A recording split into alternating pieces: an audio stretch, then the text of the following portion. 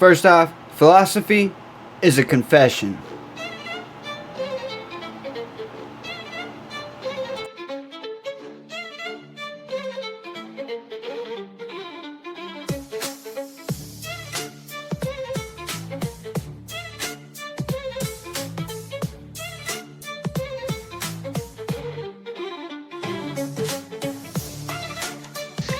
Walk me through what you mean by potential. Like what do you think is human potential? See, every creature, from a worm, insect, bird, plant, tree, everybody, all of them are trying to be full-fledged lives. If one sees what's happening beneath the earth in terms of the root systems, it is an enormous effort for a plant or a tree to become a full-fledged tree. Well, an apple tree is not trying to be an oak tree, but an apple tree wants to be a full-fledged apple tree. That effort is on in every life. So is it in human beings. But the problem with humanity is just this, that for every other creature, nature has drawn two lines. Within these two lines, they live and die. So their idea of full-fledged is hitting the ceiling of their life. But if a human being hits a ceiling, he gets frustrated and miserable because nature, this process of evolution has delivered to us to a place where there is only the bottom line, there is no top line, though some human beings are trying to breach the bottom line and go below that effort also is going on So essentially, what human life is when life was in the other forms of life that you see on the planet, nature determined a certain compulsive, instinctive ways of functioning. Once you become human, these lines have been removed. You can act consciously. That means what you call as human potential is not of any kind of measurable limit. It can go as far as you desire or as far as you have the courage to walk. So when we say human potential, unleashing human potential, it is not about reaching the peak, it is a trajectory. Because what our life is a combination of a certain amount of time and energy. Time is rolling away for all of us at the same pace. If you sit, it rolls away, if you sleep, it rolls away, if you do something, it goes away, if you don't do anything, it goes away. You're happy or miserable, it goes away. Time is running out for all of us. So it's only the energy that you can do different things with. If you bring your energies to a certain level of intensity and possibility, what somebody does in 10 years, you may do it in 1 year. This means if you live here for 100 years, it feels like in people's impact that you've created, it feels like you lived here for 1,000 years, simply because you have managed your life energies in a certain way. So for me, a human being impactful means, how conscious have you become? This is very important. Because if you're in compulsive cycles, then your energy gets wasted in so many things. If you observe people in a day, let's take 24 hours, in that anyway most people by prescription in America they sleep for 8 hours So 8 hours means 1/3 of life is gone. In the remaining 2/3 they have to eat, they have to, shower, bathroom, this, that, all this, another 2-3 hours gone. So literally 50% of life is gone, daily basis, just for basic maintenance of this life. 50% of the time is gone in maintenance, remaining 50%, what they have, if you look at every single move that they may make with their body, their thought process, their emotions, you will see a whole lot of it is happening in compulsive cycles. Or in other words, if you are little sensitive to life, you will realize you are the biggest issue in your life. So this is one thing that I'm trying to do with people, that you are never the issue in your life. I'm not the issue.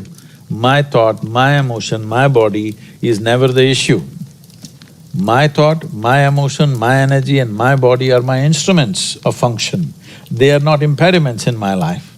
But I would say for 90% of the human beings, their own body, then the compulsions of the body, the compulsions of their thought, the compulsions of their emotions are ruling them most of the time. So when you yourself are a problem, well, you're on self-help. So how do you begin to break out of that? Like if we're all stuck in these compulsive patterns, how do you gain the consciousness that you're talking about and begin to, I don't know if the words go beyond, elevate, like how do you stop being in that endless cycle? Everybody wants a solution, but nobody wants to delve into the problem and see what is the nature of the problem that we have. The nature of the problem is like this. Why are we compulsive? What is it that's compulsive about us? Compulsion means we are going to the same place again and again. That means we are going in circles. The nature of physical existence in the universe is such, whether you take an atom, an individual atom, or the cosmic space, everything that's physical is always in cyclical movement. The atoms are doing their circles, the solar system is doing its stuff, the galaxies are doing their stuff, our own bodies are going through cycles. In fact, we are born because of the cycles in our mother's bodies. That's why we are born. So, entire physical nature is born out of cyclical movement. That means compulsiveness. So, do not misunderstand compulsiveness as something bad, it's the basis of your existence. It is a good platform. But you're supposed to stand on the platform and act. Right now you have become the platform, so somebody else will dance on you. Interesting. That's so my thing, part of what drives me is getting efficient at achieving your goal, which I'm sure is less than thrilling for you. So for me, I am interested in actually executing on my potential. So transferring my ability to do something into the actual thing. So the easy example I give people is if What does impact mean for you? Leaving a footprint? Not quite. So I have a very specific kind of impact that I'm trying to have, which is to help people actuate their potential. So I think that a lot of people, they are capable of extraordinary things, and I think that to your point about joy, I think one of the things that's absolutely foundational to joy is growth. And so getting people on a path where they believe they can grow. Why do you say it that way? Why is growth foundational to joy? Joy is foundational to growth, isn't it? Probably, yes. But I don't have an insight as to what came first, which is exactly why you're here. No, there is substantial medical and scientific evidence to show that only when you're in a pleasant state of experience, your body and your brain works at its best. There's no argument about that. There's enough evidence to show that.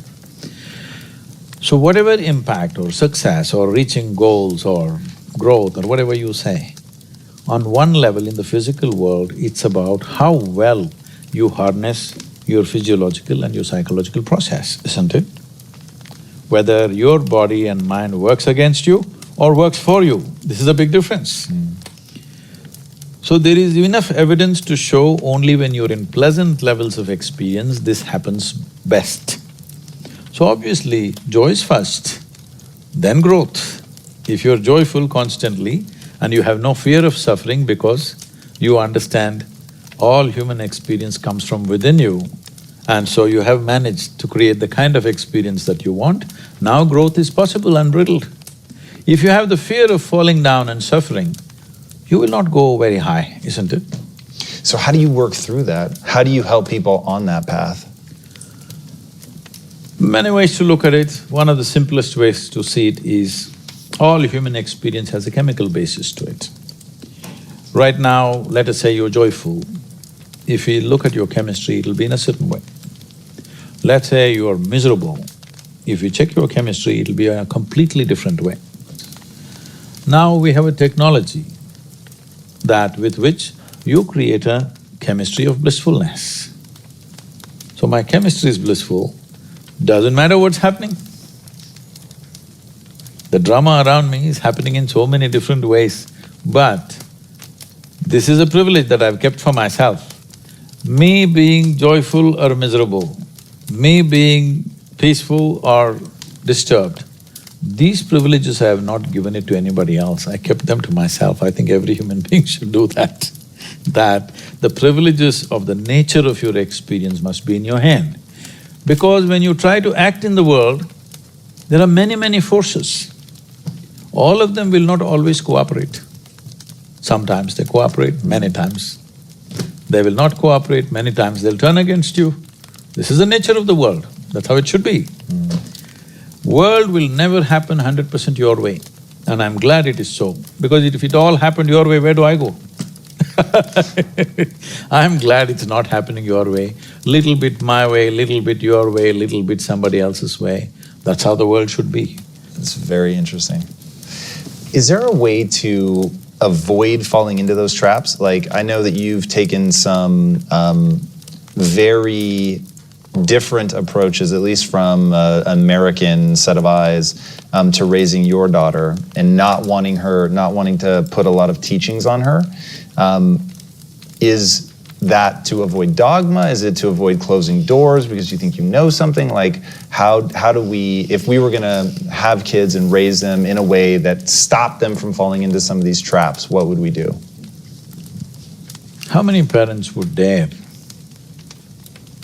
and encourage their children not to be identified with parents, not to be identified with the religion that they follow, not to be identified with their racial and national and other prejudices that they hold? They all think these things are sacred, isn't it? Yes. These are the things which destroy human potential. Whether you want to turn a human being… See, I see this term and it really hurts me when people say, it's very common, only in America I hear this, I was raised as whatever, Catholic or Baptist or Christian or Muslim or whatever else. I was raised. See, you must raise only cattle and sheep. You don't raise human beings. You have to cultivate a human being. You have to give space and give support of love and support so that a human being grows, because every human being is capable of a unique possibility. Raising means what? A flock is what you raise. You don't raise an individual, isn't it? It's very interesting. So, for this, we need to come to a certain level of maturity within ourselves. The most fundamental thing is, our children need not look like us, need not think like us, need not act like us, need not be us in any way. A child is not a legacy, it's a life. And it's an individual life. It has to be what it has to be. Well, if I do not influence, right now the fear is if I do not influence, somebody on the street will influence the child. On the social media, they'll influence the child. So to cultivate a child so that they know that the intrinsic intelligence and being human is more important than being influenced by this or that, it doesn't matter what it is. Whether it's parentage, or it's a priest, or it's a guru, or it's a pandit, it doesn't matter who. Influence is not important. What is important is the intrinsic intelligence finding its full potential. And do you think as we grow up in a modern context that we can avoid adopting those beliefs? You talked one time, I thought this was so interesting, about how every time you get a belief, it's like a conclusion, and every conclusion is a death unto itself, and it's like shutting a door on something. Yes, otherwise, see, you just see, you look at your own picture when you were 5 years of age, it's like this. Slowly it's becoming like this. What is it? You're dying in installments. The more conclusions you make, the less alive you become. This is all that's happened to people. They call this knowledge. This is not knowledge. This is just conclusions that you're drawing about everything. See, with all this scientific exploration, the fact is that even today, we do not know one single atom in its entirety. We know how to use them. We know how to use everything on this planet, but we don't know a damn thing about anything. Over 90% or 99% of an atom is empty. We don't know what that emptiness contains. Over 99% of the cosmos is empty. We don't know what that is. So, this is like I give you a 1,000,000-piece jigsaw, but you found in your hands, you have only 3 of them. With these 3, you make a picture and you're euphoric that you made a picture. Well, I'm sorry, there are 1,000,000 pieces to this. Has anybody gathered all the pieces? No. Then don't make a picture. Wow. You've talked about the only way to really make change is to turn inward.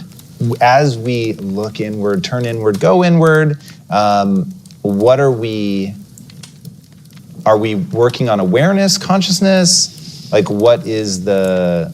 See, right now, what are the instruments of your experience? You know you're here only because you can see, hear, smell, taste and touch. This is the only way you know that you're here right now. Suppose you doze off, don't, okay? Suppose you doze off, you don't know that you're here, isn't it? Yes. Even though you're here. Your heart is beating, everything is functioning, the world is on, we are all here, but you won't know that you're here, nor will you know that I'm here or anybody else is here, isn't it? Yes. All that's happened is, life is on, full on, even within you. Only thing is, these 5 sensory organs have shut down. So your entire experience of life right now is happening because you can see, hear, smell, taste and touch. Just look at the nature of the sensory organs. In the very nature, they're outward bound, isn't it? Can you roll your eyeballs inward and scan yourself? No. Shall I give you a bad example? Sure. Our nose is located right above our mouth. Suppose you don't brush your teeth for 3 days. Though this nose is right here, it won't tell you you have not brushed your teeth. The whole room will know you have not brushed your teeth, but you will not know. This is the human predicament. It's very easy to see what's wrong with this guy, what's wrong with her, what's wrong with her. It takes a lot of observation to see what's wrong with this.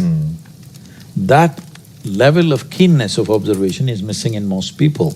They need to cultivate that. And so it's tempting to, when reading your book and hearing your story, it's tempting to say, oh, this is how he cultivated that, whether it's sitting in the tree that was swaying and then doing swaying meditation. Is that actually how you cultivated it, or is there something else? Because somebody watching right now, they want to be able to begin to access this. And if it's a simple letting go of belief and dogma, or if it's awareness of the self… Letting go of belief and dogma is not simple. It's not simple. People are who they are only because of what they believe and what they have held like that. Because without this, they don't know where they belong. To live here without belonging to anything, but still involved with everything, takes a lot. Most people belong, but they're not involved. It is like belonging is like an insurance policy. It's simply there. Involvement takes you. To be constantly involved with people around you, it takes you to be conscious and on. But I belong to you. I don't have to do anything, I've professed already I belong to you. I'm married to you, I belong to you. Legally it is settled. So I don't have to be conscious of you, nor do I have to be involved with you, still I belong to you. So belonging means, believing or identifying simply means you have found a way to sleep through your life. It's called sleep. When we say, people usually use this term with animals, if you said, we put our cat to sleep, what does it mean to you? For real? That they killed their cat? Yes. So, I'm talking about sleep in that context. I believe this, I belong to this, I'm identified with this means it's sleep. That means you're partially dead. You made conclusions which takes away the life that bubbles within you. This is why people are walking around like they're dying in installments.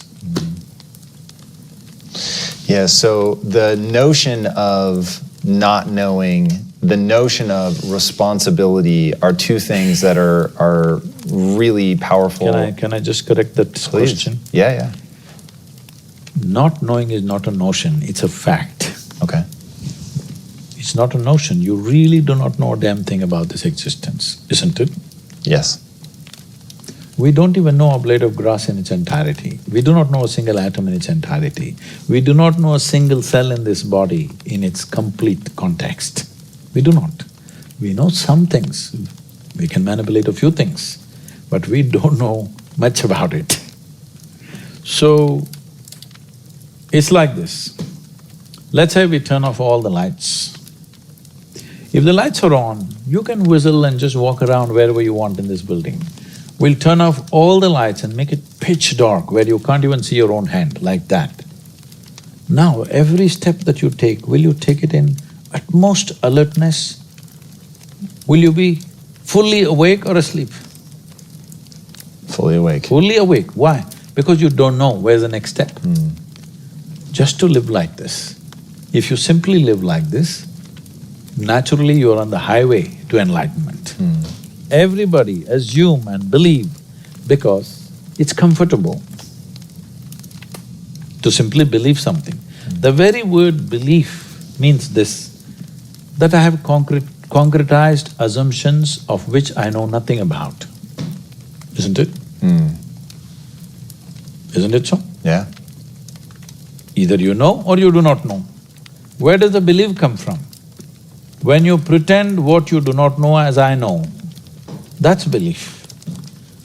But you can't believe something all by yourself. So you need 100 people around you. That's why always believers are in groups, seekers are alone. Talk to me about a seeker. What is a seeker? Is that something useful to cultivate? You don't have to cultivate this. This is intrinsic to human intelligence. If you do not bullshit yourself with all kinds of things that you do not know as you know, it's intrinsic to human intelligence to seek, isn't it? Yes. You don't have to teach seeking. You have to teach belief systems. You don't have to teach seeking. If you don't teach anything, everybody is a seeker. It is the nature of human intelligence, it naturally seeks. But people want to seek with the comfort of belief. They want to be in the belief system and then seek. This is like tying your boat to the pier and then rowing hard. It's good, it's not bad because it gives you good exercise. It's like being on the treadmill.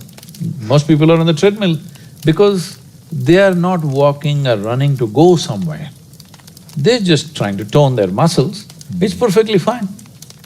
So if that's all you wish to do, it's fine. But if you want to go somewhere, you can't tie your boat and then row, isn't it? If you just let it go, even if you don't row, it will go. What do you tell people about responsibility? It's just your ability to respond. You have to make up your mind. Do you want to retain your ability to respond to every situation that may arise or may not arise in your life, or do you want to surrender your ability to respond? This is something everybody should make up their mind on.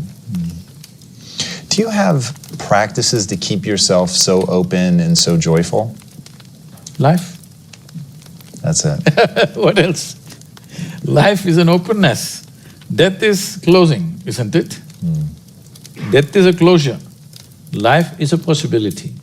If you're just alive, everything is open. Tell me, can you be alive? Suppose you don't like me. So you don't want to inhale what I exhale. Stop breathing and exist for some time, let me see. Possible? Yes. Without breathing. For a little while. How is little… how much is little for you? To hold my breath? Yeah.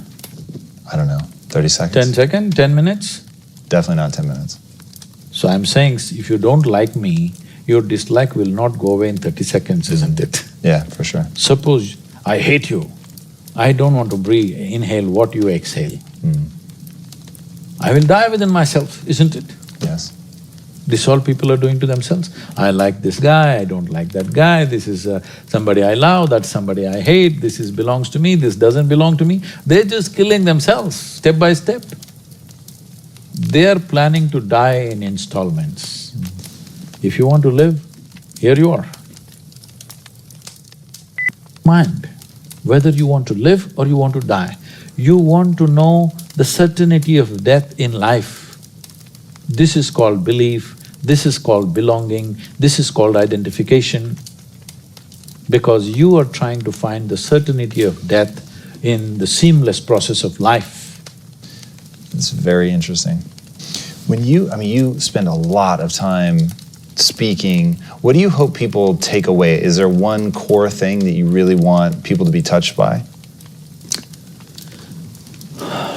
Fundamentally, if people understand that the source of human experience is within you, joy or misery, agony or ecstasy, pleasure or pain, everything comes from within you. If you understand this much, if I understand, suppose right now I think I'm miserable because of you, there's no solution for my life, isn't it? Because all you have to do is walk in front of my home, I will become miserable. So simple it is. You don't have to kill me, you just have to walk around in front of me. I will die within myself every day. If I understand the source of my joy and misery are within me, then you know what's the obvious choice? Joy. It's obvious choice, isn't it? So this one fundamental thing has to get across to all the human beings on this planet. Your experience is entirely determined by you. This is what the word karma means, unfortunately. It's become something else here. Karma means action. That means when we say your life is your karma, we are saying your life is entirely your making, 100%. What happens in the world, there are many, many forces involved. What happens within me, it's 100% me, 100%, isn't it? Yes. If you don't take charge of this, then you're an accidental life. When you're an accidental life, anxiety is very natural. Natural, isn't it? Suppose you're driving accidentally, that is, you don't know what's happening and you're simply somehow going, anxiety is natural or no? Yes. Any accidental movement creates anxiety. So this is why consciousness means this, that you have taken charge of the instruments of life, which on most fundamental level is our physiological and psychological space. You've taken charge of this. Now your health, your happiness, your joy, your ecstasy, your misery, everything is in your hands. You exercise them as you want. Yeah.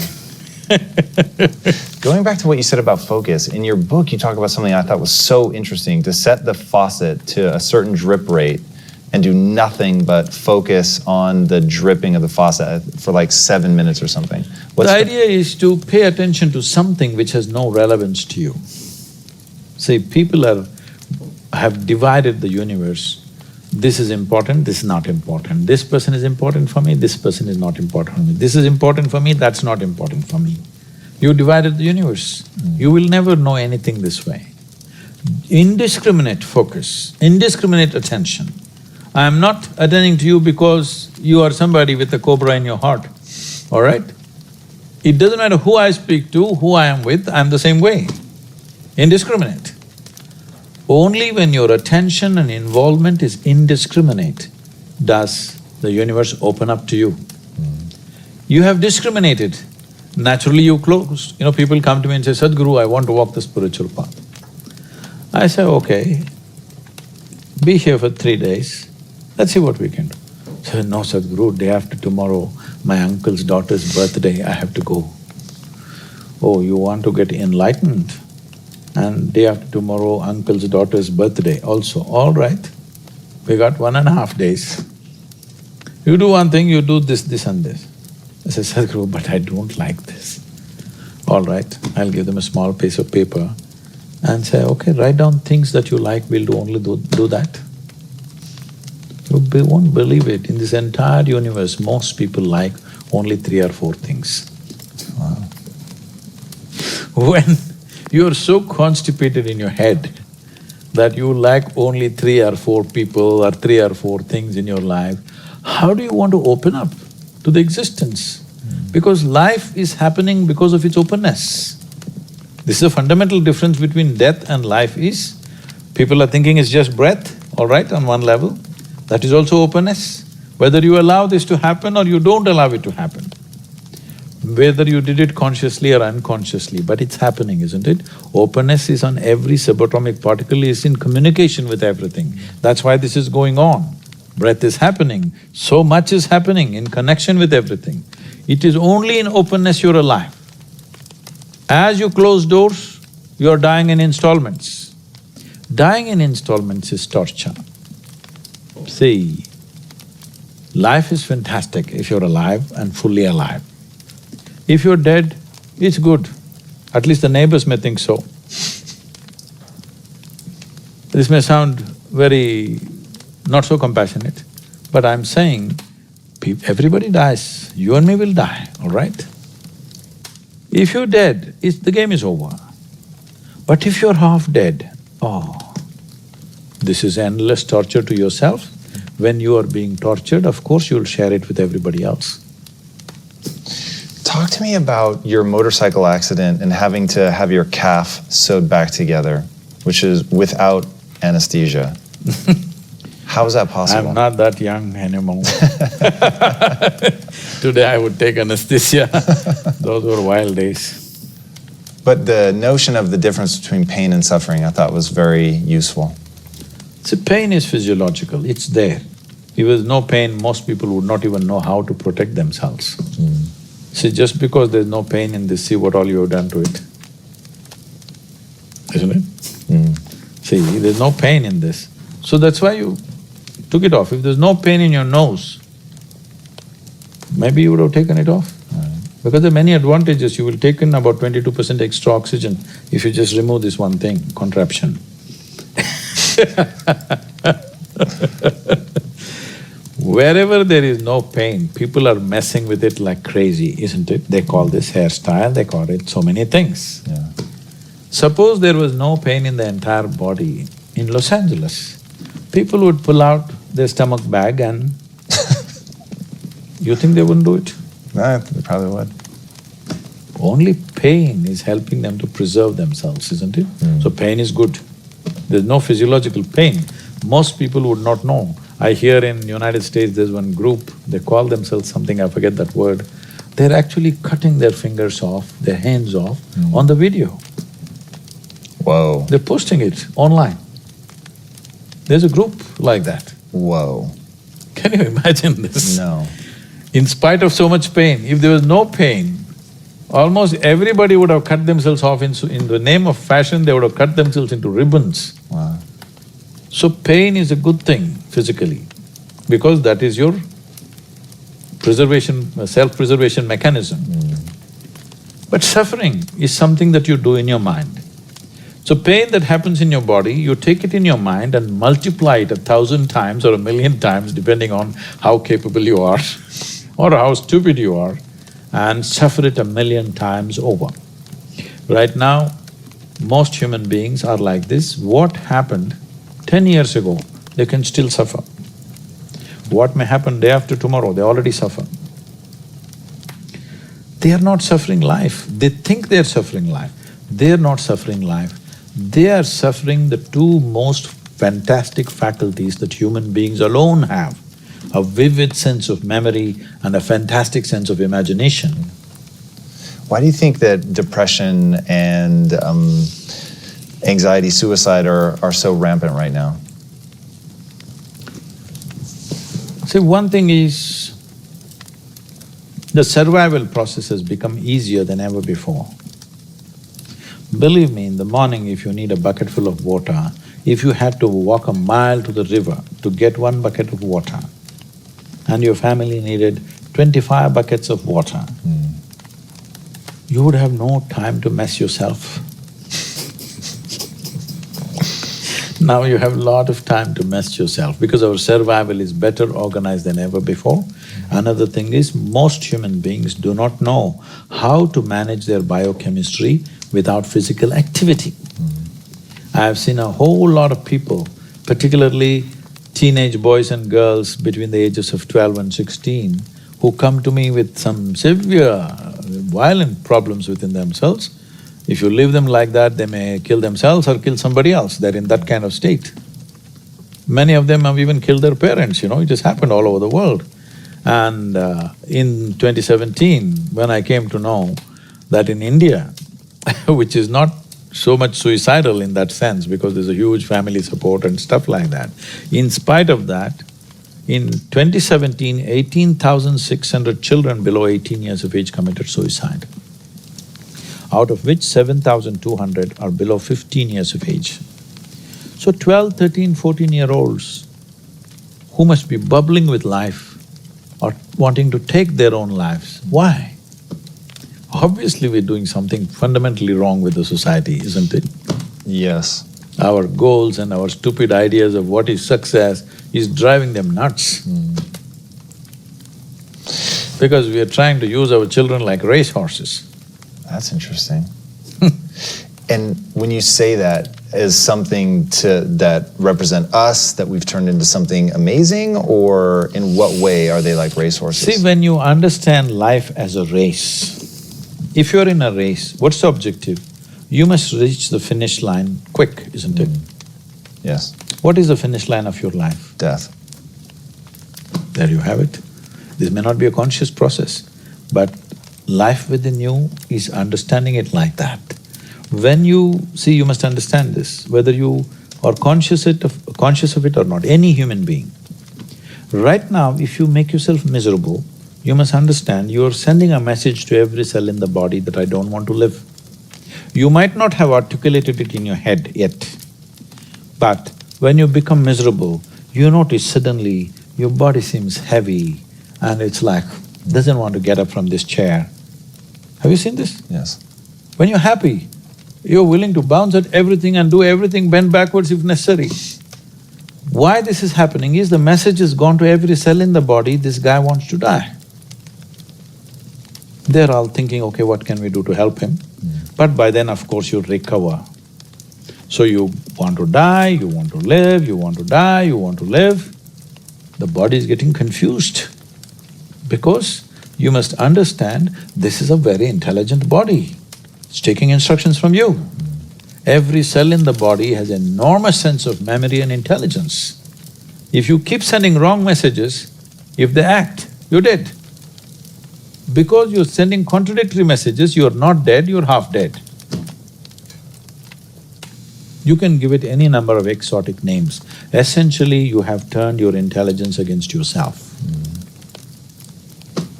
This is supposed to work for you, but now you've turned it against yourself, it's working against you.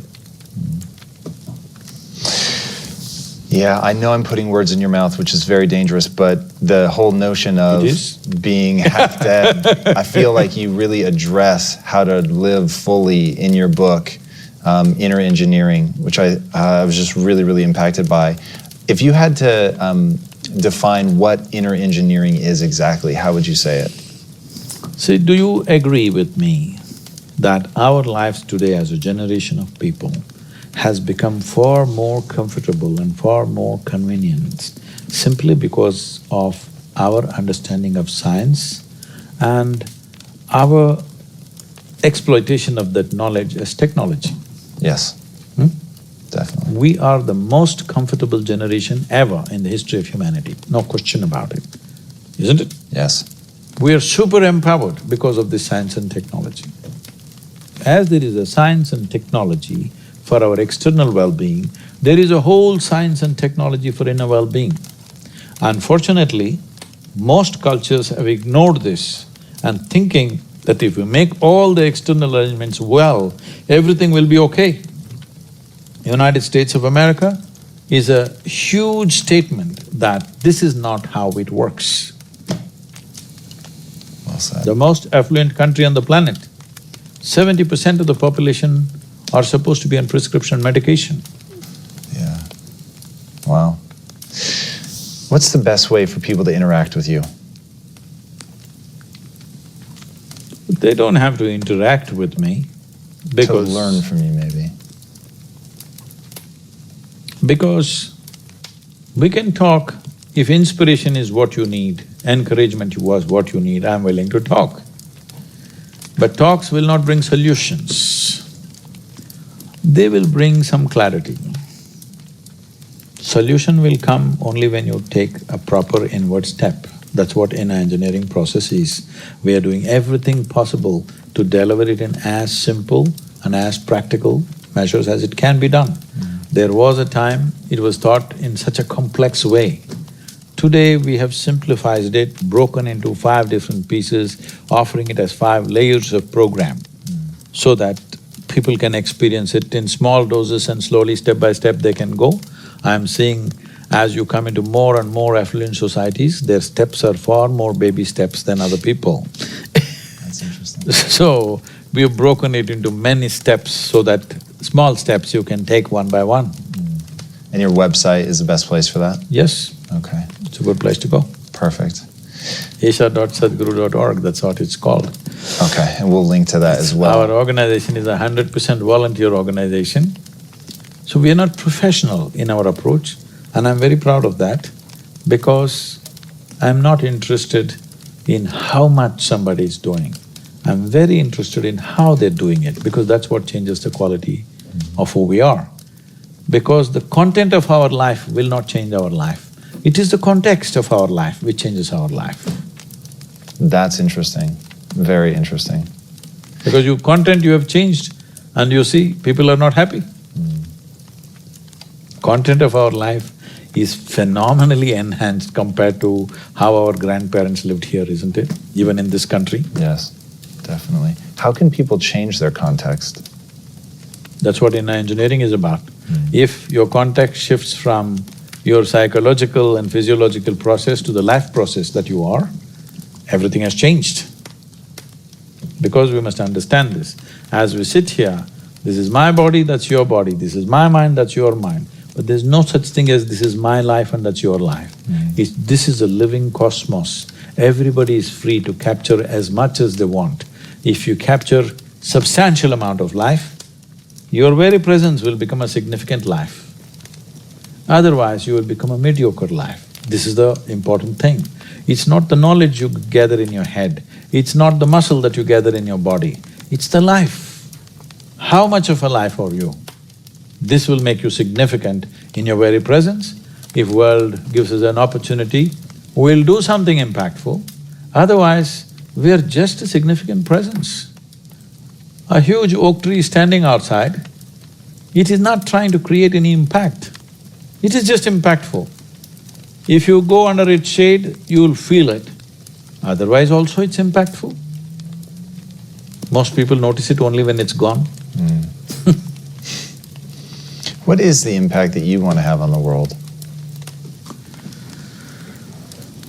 When I was 25 years of age, when suddenly things burst forth within me, and I realized if I sit here without messing myself, naturally I'm bursting with ecstasy and every cell in my body drips ecstasy. I thought initially I'm going off my rocker.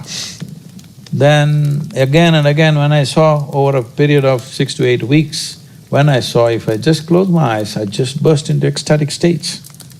So I clearly realized, if I don't mess with my physiological and psychological process, ecstasy is the only way to be. Nothing to be done, you don't have to do anything. When I realized this, I sat down and actually planned. On that day, the world's population was 5.6 billion people. I made a plan in 2.5 years' time that I will make the world ecstatic. No fool like a young fool, you know. Now, it's been 37 years, not 2.5 years. Well, people say we have touched over 500 million people or so. Whoa. Don't say whoa, you don't woe my failures. Yeah, I guess. Because my idea of humanity is 7.6 billion people. 500 million people, time going away, I'm condemned to die a failure, but I'm a blissful failure, all right? So, What we need is just this. Do you want to live in a beautiful world? Means what? Beautiful does not mean just a beautiful view of the ocean or something else. Beautiful means human life here is pleasant within every human being. The question is not about what I wear, what I drive, where I live, but how I am within myself. See, what we can do in the world is a question of times. In which time of history we exist, accordingly we do things. If we were here 100 years ago, we wouldn't be recording all this stuff, all right? We would be doing something different. But human experience is constant. Whichever generation you are, you can either be blissed out or misery. Always, forever. It has been so and it will be so. So, what we can do in the world is subject to many realities of the times. But how we can be within ourselves is always a possibility. So what is always a possibility must be manifested. Whether you will run faster than Mr. Bolt or not, whether you will climb Mount Everest or not, this is not the point. Those things are subject to individual tastes and individual likes and dislikes. But will your experience of life on this planet be pleasant or not?